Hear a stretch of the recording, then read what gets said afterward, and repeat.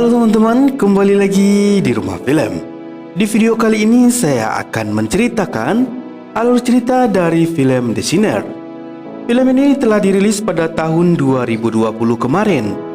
Film ini menceritakan tentang 7 orang remaja yang menjadi target pembantaian setelah mereka melakukan prank pada orang yang salah. Alasan si pembunuh menghabisi mereka karena 7 dosa besar yang dianggap oleh si pembunuh yang dilakukan oleh ketujuh remaja ini sangatlah besar. Dan bisakah mereka menemukan pelakunya atau malah sebaliknya?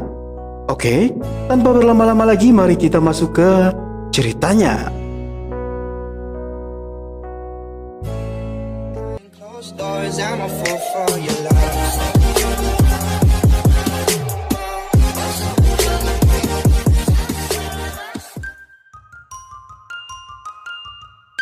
Film dibuka dengan memperlihatkan sekelompok remaja yang mewakili 7 dosa besar.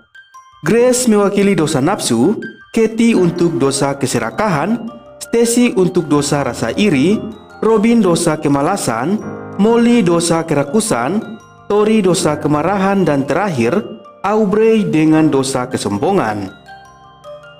Tanpa teman-temannya sadari, Aubrey juga memiliki rasa iri yang amat besar. Dan karena sifat iri itulah, dia selalu mencatat semua sifat dari teman-temannya. Tidak hanya itu, Aubrey juga sering mengintip dan mencatat kelakuan gurunya yang sering bercocok tanam di sekolah. Sementara itu, Grace setiap pulang sekolah selalu membantu pasangan gypsy di toko bunga mereka. Namun kegiatan sampingan Grace itu nampak ditentang oleh sang ayah. Sama seperti penduduk di sekitarnya, ayah Grace sangat tidak menyukai orang-orang gypsy karena mereka tidak jelas masa lalunya dan sering berpindah-pindah tempat. Kemarahan ayah Grace pun semakin bertambah besar ketika dirinya mengetahui kelompok 7 dosa besar yang dibuat oleh Grace bersama teman-temannya. Di sisi lain, bukannya mendengar sang ayah, Grace yang muak dengan segala aturan sang ayah malah mengolok-olok ucapan sang ayah. Sehingga hal itu membuat sang ayah sangat emosi.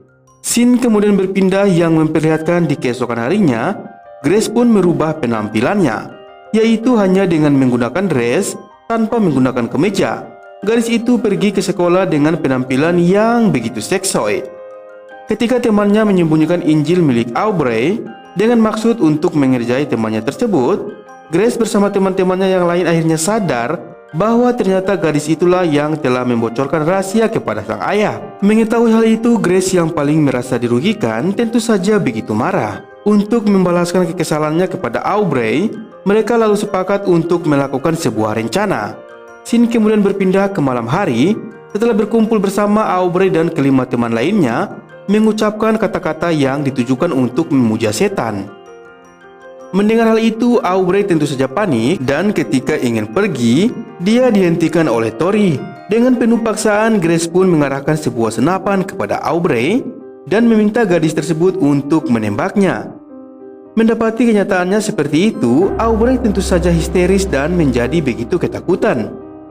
Tindakan Grace dan yang lain untuk memberikan pelajaran kepada Aubrey ternyata tidak hanya berhenti sampai di sana. Di keesokan harinya, secara paksa mereka membawa gadis itu ke sebuah tempat, dan tanpa sadar mereka telah melakukan tindakan kekerasan. Melihat tindakan Tori yang memukuli Aubrey secara berlebihan, Grace jelas saja panik bersama teman-teman yang lain. Gadis itu segera menghentikan ulah Tori yang malah menjadi sebuah pertengkaran. Ketika tengah bertengkar, Grace dan kawan-kawannya tidak sadar bahwa Aubrey berhasil kabur dan melarikan diri ke dalam hutan. Meskipun telah berjam-jam mencari Aubrey, mereka tidak kunjung menemukan gadis tersebut. Dengan perasaan penuh penyesalan, mereka hanya menunggu pasrah dan memutuskan untuk pulang. Singkat cerita, setelah 24 jam menghilang, pihak kepolisian segera melakukan pencarian dan menginterogasi Grace bersama teman-teman yang lain. Grace dan yang lain tentu saja pura-pura tidak tahu dan bisa lolos dengan mudah dalam pemeriksaan tersebut. Namun sekembalinya di kelas, mereka seketika dibuat histeris dengan tulisan 7 dosa besar yang muncul di meja milik Grace. Tidak berhenti sampai di sana, sepulang sekolah, Katie yang tengah sendiri nampaknya di backup oleh sosok misterius dan ikut menghilang. Beberapa hari kemudian, gadis itu ditemukan tewas dalam kondisi mengenaskan, yang dimana jasadnya dibuang pada sebuah rawa dengan luka bekas penyiksaan yang sangat sadis. Dari hasil pemeriksaan dan temuan polisi, di tempat jasad Katie ditemukan sarung tangan pertanian dan bunga mawar, sehingga mereka akhirnya mengarahkan kecurigaan terhadap Andy suku Gypsy tersebut. Para polisi yakin sarung tangan dan bunga mawar pada jasad Katie menunjukkan bahwa sosok pria dari pasangan Gypsy itulah yang menjadi dalang pembunuhnya. Dan ketika Andy menjadi tersangka pembunuhan tersebut, hal itu membuat pendeta yang selama ini tidak menyukainya kembali menasihati anaknya yaitu Grace dan mengatakan bahwa apa yang dicurigainya selama ini ternyata benar. Akan tetapi Grace tentu saja tidak percaya bahwa Andy lah sang pelaku pembunuhan itu. Grace menentang ucapan sang ayah. Grace yang kesal dengan kenyataan yang terjadi lalu memutuskan kabur dari rumah dan pergi bersama Tori. Di sini Tori lantas mengajak Grace menuju ke kabinnya yang ada di sebuah hutan. Di sana mereka kemudian membakar Injil milik Aubrey karena berisi catatan mengenai keburukan yang telah mereka lakukan. Ketika tengah mengambil topeng pada bagasi mobil yang sebelumnya sempat mereka gunakan, Tori lalu menyadari bahwa ada seseorang telah mengawasi kabin mereka. Merasa ketakutan dan dijadikan target, Grace kemudian mengajak Tori kembali ke rumahnya. Namun saat hampir sampai di rumah, Grace dan Tori lantas menemukan Molly yang tengah tergeletak dengan kondisi yang sudah tidak bernyawa. Penemuan jasad Molly yang tidak begitu jauh dari rumahnya jelas saja membuat ayah Grace panik karena bisa-bisa mereka dijadikan tersangka. Untuk melampiaskan rasa kekesalannya, pendeta itu lalu memarahi Sheriff Fred yang tidak kunjung berhasil menyelesaikan kasus pembunuhan itu. Tewasnya Molly jelas menjadi kabar baik bagi Andy karena saat terjadinya pembunuhan, dia sedang berada di balik sel tahanan. Dan hal itu akhirnya membuat Andy dibebaskan dan dicoret dari daftar tersangka. Keesokan harinya, Sheriff Fred kemudian dikejutkan dengan kehadiran dua orang detektif yang dikirim dari kota. Dari percakapan mereka yang tampak kurang bersahabat, diketahui bahwa kedatangan mereka didasari atas permintaan pendeta Dim Carver, yakni ayah dari Grace, di mana ia telah menghubungi kantor pusat kepolisian agar terjun langsung dalam kasus di desa mereka tersebut.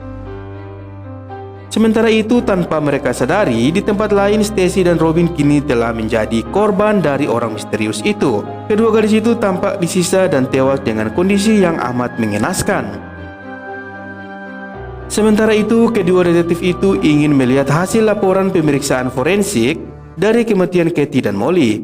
Mereka lantas mendatangi kediaman Fitman yang merupakan petugas forensik dari kepolisian kota kecil tersebut. Saat sampai, Sheriff Fred memutuskan untuk pergi setelah mengetahui bahwa Fitman sedang tidak berada di rumah. Akan tetapi, kedua detektif malah nekat membobol masuk ke dalam rumah tersebut, meskipun tanpa memiliki surat perintah. Di dalam rumah Fitman inilah mereka akhirnya mengetahui bahwa pria itu adalah dalang pembunuhan dari anak tersebut. Setelah menemukan foto-foto milik korban yaitu Katie, Molly, bahkan Stacy dan Robin, di mana pihak kepolisian pun sama sekali belum mengetahui bahwa kedua gadis itu juga telah tewas. Di sini Sheriff Fred dan kedua detektif itu sempat bertengkar karena sang sheriff yang tidak suka jika wilayah tugasnya dicampuri oleh kehadiran pihak lain. Sang sheriff lantas mempermasalahkan kelakuan para detektif tersebut yang telah membobol rumah Fitman tanpa surat perintah. Sadar bahwa kehadiran mereka hanya dianggap sebagai pengganggu, kedua detektif itu akhirnya mengalah dan memutuskan untuk pergi dari sana. Kembali ke Molly dan Grace yang mendatangi kabinnya secara tiba-tiba di backup dan tidak dibuat sadarkan diri. Grace yang terlebih dahulu sadar akhirnya mengetahui bahwa dalang pembunuhan tersebut adalah Aubrey, yang sedari awal memanfaatkan Fitman untuk membunuh teman-temannya. Lantas kenapa harus bekerja sama dengan Fitman? Itu dikarenakan rumah Fitman yang cukup dekat dengan rumah Aubrey, sehingga suatu ketika Aubrey melihat Fitman sering melakukan ritual pemujaan setan. Dengan rahasia gelap Fitman tersebut, Aubrey lantas menyuruh pria itu untuk menuruti segala keinginannya. Ketika tengah mengatakan hal itu kepada Grace, dia tidak sadar bahwa Fitman tengah menodongkan senjata kepadanya. Tanpa pikir panjang, pria itu yang tidak ingin rahasia gelapnya dibocorkan itu lantas membunuh Aubrey saat itu juga. Dan ia juga memerintahkan Grace bersama Tori yang telah sadar saat itu untuk membuang jasadnya ke dalam danau. Setelah melenyapkan Aubrey, Fitman berniat untuk membunuh Grace dan Tori. Namun ketika akan melakukannya, Sheriff Fred tiba-tiba datang dan mencoba menghentikannya. Sayangnya dalam usaha tersebut sang sheriff harus tertembak dan tewas seketika. Tetapi untungnya Tori berhasil merebut pistol itu. Kepribadian Tori yang memang pemarah dan tidak penakut membuat dirinya tidak segan-segan menekan pistol dan menembakkan satu peluru ke dalam kepala pria tersebut. Dan dia pun tewas seketika. Dan disinilah film pun selesai. Oke teman-teman, itulah cerita film kali ini. Semoga terhibur dan sampai jumpa.